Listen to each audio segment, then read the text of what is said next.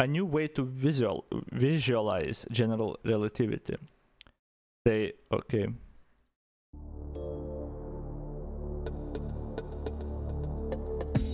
Welcome back to Science Click. Today, how to visualize general relativity. The goal of this video is to show different representations of the theory and to put forward a brand new one, which I have not yet encountered, although it possesses a great number of qualities. The idea behind this new representation is to make the best possible use of the video format, and in particular its temporal dimension, in order to faithfully reproduce what the mathematics tell us.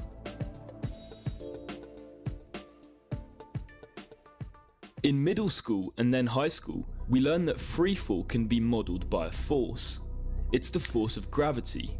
Okay. This force allows us to predict the movement of objects, stating that they are attracted to each other, and in particular to massive objects like the Earth. Like your mom. However, this description is merely an approximation, and it fails when the pull is too strong, such as the path of Mercury around the Sun. It was in 1915 that Albert Einstein proposed a new theory, a rigorous mathematical model which made it possible to describe freefall more accurately. For Einstein, there is no such thing as a force that would act at a distance. It is the fabric of the universe itself, which gets distorted and drags objects into a fall. In order to grasp this very complex theory, it is important to design visualizations that make it more intuitive. The representation that is most often used is that of a large elastic sheet on which massive objects are placed. By deforming the fabric under their weight, the more massive objects pull everything in their direction, like marbles in a bowl. At first, this image seems to have two advantages. It is very simple and intuitive, and it helps us understand that bodies attract each other indirectly through an underlying fabric, space-time, whose geometry can be altered. However, although it is extremely widespread, this way of presenting general relativity has a large number of problems, which make it not very rigorous. In this video, we will try to improve this image by making 4 major changes. To begin with, the image of the elastic sheet seems to indicate that objects are placed on spacetime, like marbles, while in reality, spacetime is the fabric of the universe that contains them. Therefore, one improvement that we can start with is to flatten objects onto the surface, so that it is clear that they are not exterior but contained within spacetime. Tipo pirmas tas, nu jo, kad kaip aš suprantu, kad tie rutuliai, kur pavaizduota, buvo tarsi ant popieriaus lapo, ant to spacetime, o kas realiai nėra ant, jie yra vidujo. Okay, makes sense. Next, one of the biggest problems with this representation is that it sort of explains gravity by gravity. To the question, why does the apple fall on Earth? This visualization seems to answer that it is because the apple is pulled downwards, which causes it to fall like a marble in a bowl. But it is not acceptable to explain gravity inside spacetime, using gravity outside spacetime. We hence have to find a better explanation. In particular, it is more rigorous to say that if objects follow the well created by the Earth, it is because they move in a straight line but within a curved geometry. When they fall, objects move straight ahead, but the curvature of spacetime gives us the impression that these trajectories are deflected. To understand, we can imagine the surface of a sphere, on which 2 ants would head north. At the start, the 2 paths are parallel, and we might think that as they progress straight ahead, the 2 trajectories will never cross. However, the 2 ants end up meeting at the North Pole. This is possible thanks to the curved geometry of the sphere, on which straight lines tend to get closer to one another. Inside spacetime, the phenomenon is similar, and objects seem to attract each other when they are simply following the curved geometry in straight lines. Okay. Bet čia tas supratimas ir su senuoju modeliu buvo. However, this picture of an elastic sheet is still misleading. Indeed, one could think that if space-time can bend, it is due to the existence of a higher dimension. Here, for example, the two-dimensional... Kas man visą laiką buvo, su ta vizualizacija neaiškiai ir, vėl, kažkaip netaip atrodo, nes čia atrodo plokščias visą laiką, tipo lapas, jo, tos dimensijos yra. Realiai tas space-time'as, kai tą parodo netgi įdubimą, 2D popieriui parodo, bet realiai aš net nežinau, kaip smegenyse reiktų pradėti konceptą įsivaizduoti, aš negaliu smegenyse vizualizuoti, kaip būtų, bet kaip įsivaizduoti tą konceptą reiktų, kad čia yra 3D space-time'as ir jisai warpinasi, įdubimas tas atsiranda 3D aplinkoj, kas yra man, aš suprantu kaip konceptą, bet aš net neįsivaizduočiau, kaip gal jie tą mėgins kažkaip iliustruoti, kaip tą parodyti vizualiai. Kad 3D aplinkoj, karvinas, I don't know, tipo, it's kind of weird. Sheet seems to bend into a third dimension. In reality, this is not the case, and the mathematics of relativity do not require any higher dimension for the universe to bend.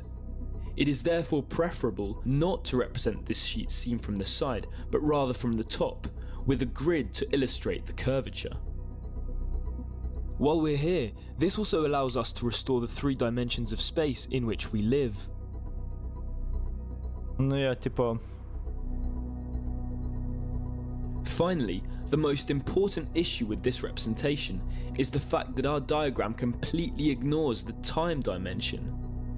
Space-time is an object with 4 dimensions, 3 dimensions of space, but also 1 dimension of time, which can equally bend and curve.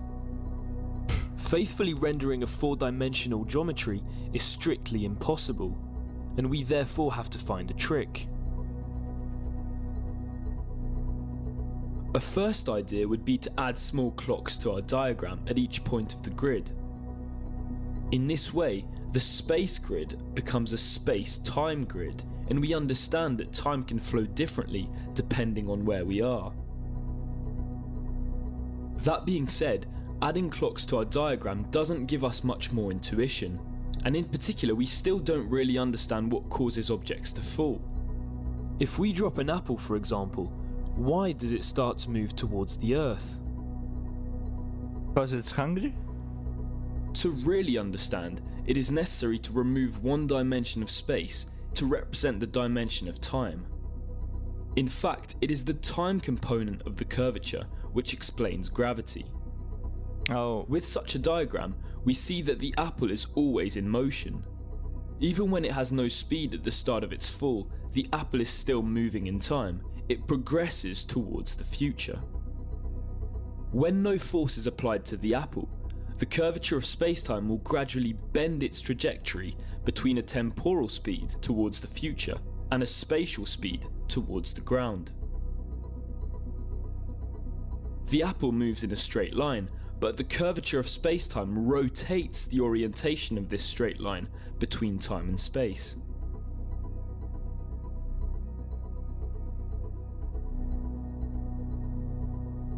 We therefore understand that if the apple falls towards the ground, it is because it started with a speed through time. The curvature of spacetime generated by the Earth has merely converted this temporal speed into a spatial speed.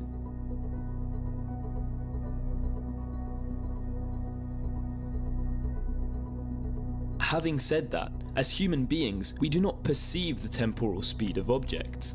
When an apple is dropped, it appears to us to be motionless. We do not perceive the fact that it has a motion through time. From our point of view, we experience the world instant after instant. And this diagram where objects form tubes over time, world lines, is not very intuitive. Our last step will therefore be to slice this diagram, to cut it up instant by instant, in order to form an animation which includes time.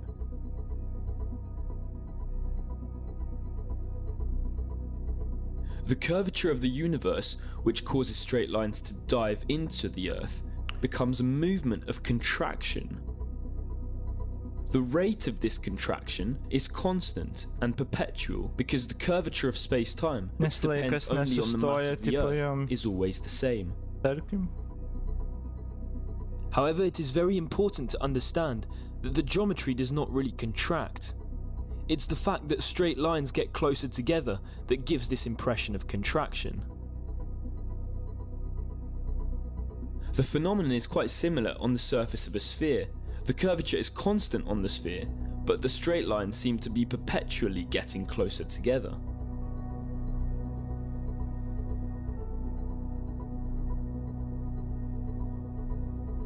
It is this representation which I find to be the most appealing for visualizing general relativity.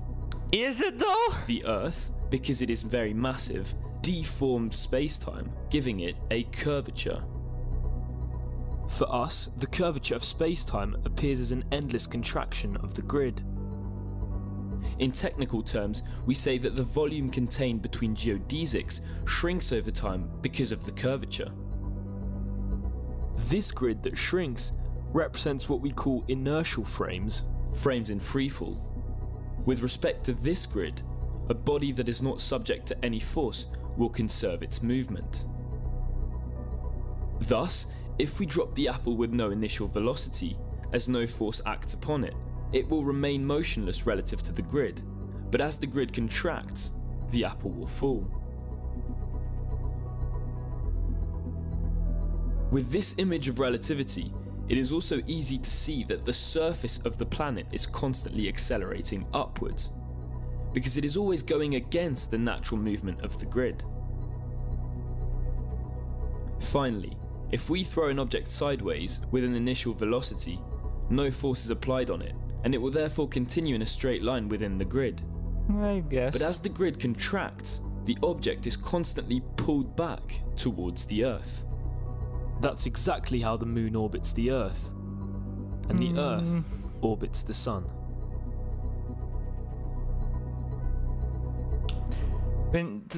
Klausimas, ar čia tikrai, pasakė naujas būdas, bet ar tikrai čia geresnis būdas vizualizuoti?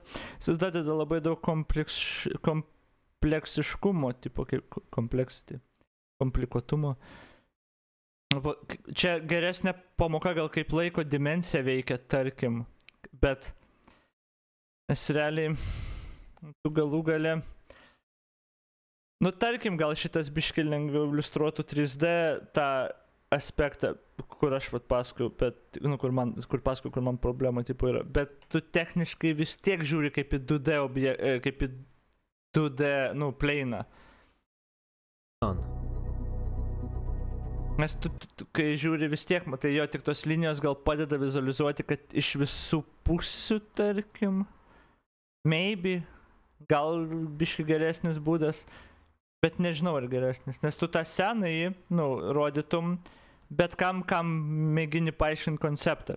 Šitą rodys jis nesupras tiesiog. Gal jis yra aiškiau, bet reikia labai ilgą laiką pasakoti laiko dimensiją, o laiko dimensiją iš viso iš proto išvarytų bet ką. Ten bet kokiam žmogui, jeigu aiškinsi laiką, net pamiršk, not even close. Gravitacija su šituo techniškai gali. Ir realiai tu gali, ir kaip čia parodo, kad taip gravitacija veikia ir panašiai, tai tu gali ir su šituo. Tiesiog šičia implaina, kad frictionas yra, tipo, ką reikia paaiškinti, tipo, kai ten paleidžia rutuliuką, paaiškiai išsisukas ir galų gale sustoja, nes atsitrenkia. Tai ką reikia papildomai paaiškinti žmonėm, kad, čia sulėtėja, mes kaip pastumėm rutuliuką, jis sulėtėja ir galų gale įkrenta, nes, dingsta ta inercija, kaip ten ta, ne inercija, į priekį ta jėga. O kai frictiono nėra, tos trinties nėra, todėl ten ISS paleidus, jisai ir niekur, nekrenta į žemę. Šiaip krenta, reikia pakoreguoti, ištisai biškai, man atrodo. Bet, esmė tokia. Kad šičia, kai vizualizuoji tarsi ant popieriaus būtų, atrodytų, kad jie trinasi kažką, bet techniškai nesitrina. Bet tas naujasis pavyzdys su tom linijom. Planet is constantly accelerating upwards. Because it is always object sideways with an initial velocity. No forces applied on it. Realiai tu tą patį parodai. Tik čia dar dasidėtų labai daug dalykų, bet gal šitas ir biškai geriau iliustruoja, kad kad yra ir už, ir prieš, nu iš visų pusių tas space-time'as. Gal? Koks vakaras ilgas, kaip širdį man gelia.